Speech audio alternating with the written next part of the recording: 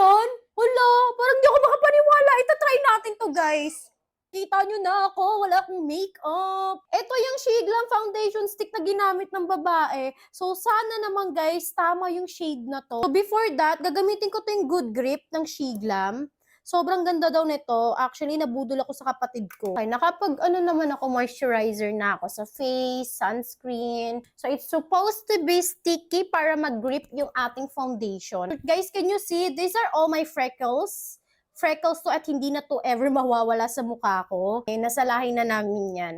Kita nyo to guys, ito na yung acne scars ko na naglighten na. Wow! Grabe yung coverage niya. It doesn't feel thick din. The shade is too bright. We can work it out naman with bronzers. Na-cover niya yung tattoo, so it should cover my freckles. This is my freckles. I'm gonna just put some of this here. Oh, it's not too much. The way I expected na magiging too much siya. Feeling ko, akala ko magkikakey siya. Maganda siya i-blend. Guys, tapos napaka-affordable pa niya. Nag-glow-glow pa yung mukha ko. Like, I didn't expect it na magiging ganito. Guys, ito na yung finished look. Hindi siya heavy sa mukha, in fairness ha. So, let me know what you guys think.